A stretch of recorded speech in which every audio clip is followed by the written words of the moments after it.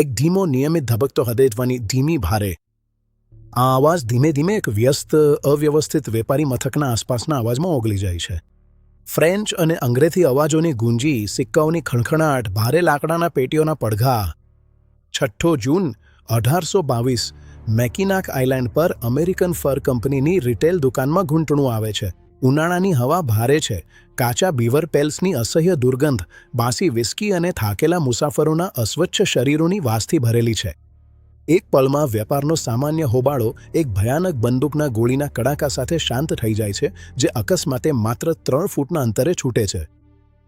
પીડિત છે Alexei Saint Martin, ઉંમરે 19 વર્ષનો ફ્રેન્ચ કેનેડિયન ફર ટ્રેપર. ગોળી તેને ડાબી છાતી નીચે સીધી વાગે છે. વિનાશક અસર વિનાશકારી છે.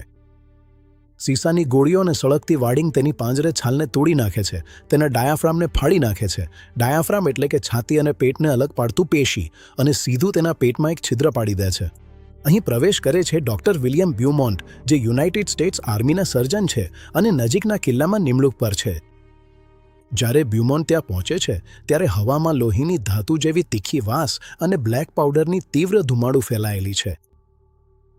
પીસી નાખેલા તંતુઓની તપાસ કરતા બ્યુમોન્ટ ખાણામાંથી કપડાના ટુકડા અને તૂટી ગયેલી હાડકીઓ કાઢે છે. તેની આગાહી નિરાશાજનક છે, પણ તબીબી રીતે ચોક્કસ છે. એ નોંધે છે કે દર્દીના પેટમાંથી હાલમાં જ તેનું નાસ્તો બહાર આવી રહ્યું છે. બ્યુમોન્ટ ઘાવ સાફ કરે છે, પાસણ બાંધે છે અને ત્યાંથી ચાલે જાય છે, ખાતરી સાથે કે સેન્ટ માર્ટિન રાત પસાર કરી શકશે નહીં.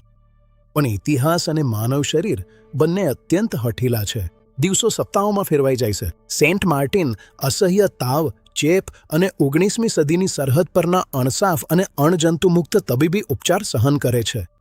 છતાં પણ તે મરે તો નથી. તેના બદલે શરીર એક તાત્કાલિક જૈવિક સમાધાન કરવાનો પ્રયાસ કરે છે. જ્યારે તૂટી ગયેલું માંસ સાજું થાય છે, ત્યારે સેન્ટ માર્ટિનના પેટના કિનારા એટલે કે ટ્યુનિકા મ્યુકોસા અથવા મ્યુકસ મેમ્બ્રેન તેની બહારની ઇન્ટરકોસ્ટલ મસલ્સ અને બહારની ત્વચા સાથે ચોંટાઈ જાય છે. 17 મહિના સુધીની કઠિન સાજા પછી ઘા આખરે સ્થિર થાય છે, પણ તે બંધ થતો નથી. પ્રકૃતિએ એક ફિસ્ટ્યુલા બનાવ્યું, જે લેટિન શબ્દ છે અને તેનો અર્થ પાઇપ અથવા ટ્યુબ થાય છે. તબીબી રોગ વિજ્ઞાનમાં ફિસ્ટ્યુલા એ 2 ખાલી જગ્યા વચ્ચેનું અસામાન્ય જોડાણ છે. સેન્ટ માર્ટિનના કેસમાં તે ફિસ્ટ્યુલા ગેસ્ટ્રિકા હતું, એક કાયમી 1 ઇંચનું છિદ્ર જે સીધું બહારની દુનિયાથી તેના પાચનતંત્રમાં જતું હતું. એ માત્ર ઢીલા મ્યુકોસલ ટિશ્યુના એક પટ્ટા દ્વારા ઢંકાયેલું હતું, જેને આંગળીથી સરળતાથી બાજુએ ખસેડી શકાય. ડૉક્ટર બ્યુમોન્ટ માટે આ સમજણ અદ્ભુત હતી. હવે તે ભયાનક ઈજા તરફ જોઈ રહ્યો નહોતો. તે એક વિન્ડો જોઈ રહ્યો હતો, જીવંત અને કાર્યરત માનવ પાચનતંત્રમાં લિટરલ પોર્ટલ. આગળ જે બન્યું તેની મહત્તા સમજવા માટે આપણે એ સમયની અજ્ઞાનતા સમજવી પડશે. 1820ના દાયકામાં પાચન એક રહસ્ય હતું. તે સમયની મુખ્ય તબીબી સિદ્ધાંતો પ્રાચીન અને મોટાભાગે ખોટી હતી. કેટલાક ડૉક્ટરો માનતા હતા કે પેટ એક મિકેનિકલ મિલ છે, જે ફક્ત ઘર્ષણથી ખોરાકને પીસે છે. બીજાઓનું માનવું હતું કે ફર્મેન્ટેશનનું વાટ છે, અથવા તો વધુ ખરાબ પુત્રીફેક્શનનું, જ્યાં ખોરાક ફક્ત સડી જાય છે જ્યાં સુધી તે શોષાઈ ન જાય. ઓગસ્ટ 1825માં પ્રયોગો શરૂ થયા. ફિસ્ટુલા દ્વારા બ્યુમોન્ટે રેશમી દોરા સાથે બંધાયેલા ખોરાકના ટુકડા, કાચું માંસ, ઉકાળેલી કોબી, બ્રેડ અને મીઠું નાખેલું ડુંગળીનું માંસ નીચે ઉતારવાનું શરૂ કર્યું. તે ખોરાકના ટુકડાઓને સેન્ટ માર્ટિનના પેટમાં કલાકો સુધી લટકાવ્યા રાખતો અને નિયમિત અંતરે દોરો બહાર ખેંચી ખોરાક કેટલો ઓગળી રહ્યો છે તે ધ્યાનપૂર્વક નિરીક્ષતો. તેને પેટની દિવાલના મસલદાર વળાંકો, જેને રૂગે કહે છે, તેમને સંકોચાતા અને હલનચલન કરતા જોઈને સ્પષ્ટ રીતે સાબિત કર્યું કે પાચન માત્ર નિષ્ક્રિય સડવાની પ્રક્રિયામાંથી પણ એક સક્રિય યાંત્રિક પ્રક્રિયા છે. તે રબરની ટ્યુબ વડે સ્પષ્ટ અને ચીકણું પેટનું પ્રવાહી બહાર કાઢતો અને તેની શિષ્યો યુરોપના શ્રેષ્ઠ રસાયણશાસ્ત્રીઓને મોકલતો. તે માનવ જીવનની અજાણી યાંત્રિકતાને વાસ્તવિક સમયમાં કાર્યરત જોઈ રહ્યો હતો. અવિરત પ્રયાસો અને ભૂલોથી બોમોન્ટે આંતરડાનું મૂળભૂત રહસ્ય ઉકેલી કાઢ્યું. તેને સાબિત કર્યું કે પેટનું રસ માત્ર સરળ દ્રાવક નથી, પણ એક જટિલ અને અત્યંત અમ્લીય રાસાયણિક મિશ્રણ છે.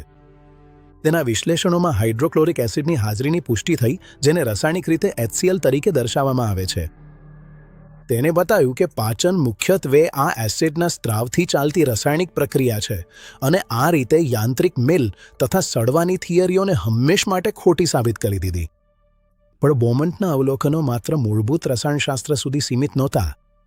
તેણે નોંધ્યું કે પેટનું મગજ સાથે ખૂબ નજીકનું જોડાણ છે. જ્યારે સેન્ટ માર્ટિન ઉગ્ર, તણાવગ્રસ્ત અથવા ગુસ્સે હોય, જે તે ઘણીવાર રહેતો, ત્યારે બોમોન્ટે પેટની અંદરની સપાટીનો રંગ બદલાતો જોયો, ક્યારેક ઊંડા લાલ રંગે લાલાશ પામતી કે ક્યારેક ફિક્કી પડી જતી. પેટના રસનું સ્ત્રાવ ધીમું પડીને બંધ થઈ જતો અને ખોરાક કલાકો સુધી અપાચ્ય જ રહેતો. આધુનિક એન્ટેરિક નર્વસ સિસ્ટમ અથવા મન-પેટના સંબંધની શોધથી ઘણા પહેલાં બોમોન્ટે માનવ ભાવનાઓના પાચનતંત્ર પર પડતા ઊંડા શારીરિક અસરનો દસ્તાવેજીકરણ કર્યું હતું. તેને આધુનિક પેટના શારીરિક વિજ્ઞાનની પાયાની સ્થાપના કરી હતી. પરંતુ આ વૈજ્ઞાનિક સ્મારક એક અત્યંત ચિંતાજનક પાયા પર ઊભું હતું. એટલે કે સેન્ટ માર્ટિન નિરક્ષર હતો, પોતાના ઘરથી દૂર હતો અને શારીરિક રીતે વિકલાંગ હતો. એ પોતાનું ભારે કામ એટલે કે વોયેજર તરીકેનું કામ કરી શકતો નહોતો. બોમોન્ટે સમજ્યા કે તેનો જીવતો પ્રયોગશાળા ભાગી શકે છે, એટલે તેણે સેન્ટ માર્ટિનને પોતાના ઘરે રાખ્યો. તેને ખવડાવ્યું, કપડાં પહેરાવ્યા અને તેની ઘાવની સારવાર કરી. પણ આ દાન નહોતું, આ માલિકી હતી. જ્યારે સેન્ટ માર્ટિન સ્વાભાવિક રીતે પોતાના પેટમાં ખોરાક નાખવાની અપમાનજનક સ્થિતિથી બચવા માટે કેનેડાના જંગલોમાં પાછો ભાગી ગયો, ત્યારે બોમોન્ટે તેને શોધવામાં વર્ષો વિતાવ્યા. આજ્ઞાપાલન સુનિશ્ચિત કરવા માટે બોમોન્ટે સેન્ટ માર્ટિન પાસેથી બાંધકામ કરાર પર સહી કરાવી હતી. યુવાનને કાયદેસર રીતે બોમોન્ટના તબીબી પરીક્ષણો માટે સમર્પિત રહેવું ફરજિયાત હતું અને દુઃખદાયક, અપમાનજનક પ્રયોગો વચ્ચે લાકડું ચીરવું અને પાણી લાવવું પણ ફરજિયાત હતું. સેન્ટ માર્ટિન મૂળભૂત રીતે માનવ પરીક્ષણ વિષય હતો. કાયદેસર રીતે ફસાયેલો એ સમયગાળા પહેલાં જ્યારે જાણકારી આધારિત સંમતિ અથવા તબીબી નૈતિકતા જેવી કલ્પના પણ નહોતી. તે માણસને માત્ર તેની શારીરિક રચનાની જોગવાઈ સુધી સીમિત કરી દેવામાં આવ્યો હતો. વિજ્ઞાનમાં થયેલી અદ્ભુત પ્રગતિ અને માનવ ગૌરવની સંપૂર્ણ અવગણના વચ્ચેનો તણાવ બોમોન્ટની વારસામાં આજે પણ સૌથી અંધકારમય છાયો છે. તેણે પેટમાં થયેલા ગંભીર ઘા અને સતત ચાલતા પ્રયોગો છતાં એલેક્સિસ સેન્ટ માર્ટિન પાસે લોખંડ જેવી તાકાતી કાયમી તંદુરસ્તી હતી. તેને લગ્ન કર્યા, અનેક સંતાનોને જન્મ આપ્યો, ડૉક્ટર બોમોન્ટ કરતાં લગભગ 3 દાયકા વધુ જીવી રહ્યો અને 1880માં 83 વર્ષની આશ્ચર્યજનક ઉંમરે મૃત્યુ પામ્યો. તેના મૃત્યુ પછી તબીબી સમુદાય ગીધની જેમ તૂટી પડ્યો. પ્રખ્યાત તબીબોએ પરિવારને સેન્ટ માર્ટિનના શરીર માટે મોટા પૈસાની ઓફર કરી. તેમનું પ્રસિદ્ધ પેટ જારમાં રાખી મ્યુઝિયમમાં પ્રદર્શન માટે ઉત્સુક હતા. કેનના પરિવારજનો જોકે હવે પૂરતા થાકી ગયા હતા.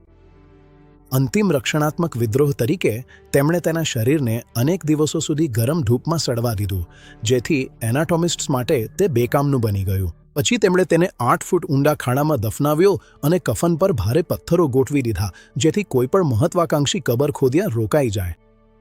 એલેક્સિસ સેન્ટ માર્ટિન એક અજાણ્યા કબરમાં આરામથી સૂઈ ગયો, આખરે વિજ્ઞાનની તાકાતી નજરોથી મુક્ત થયો. આજે દરેક ગેસ્ટ્રોએન્ટરોલોજિસ્ટ, દરેક મેડિકલ વિદ્યાર્થી જે પાચનતંત્રનો અભ્યાસ કરે છે અને ખરેખર દરેક વ્યક્તિ જેણે ક્યારે પેટની જળન માટે એન્ટાસિડ લીધું છે, એ બધા એ 2 પુરુષોએ બનાવેલી પથ પર ચાલે છે. આ એક એવી વાર્તા છે જેમાં હિંસા છે, બચાવ છે અને આધુનિક દવાખાનાની કઠોર, નિર્દયી શરૂઆત છે. આ બધું એક દુઃખદ વિક્રમ અને પેટમાં ખીડકી ધરાવનારા માણસના કારણે શક્ય બન્યું.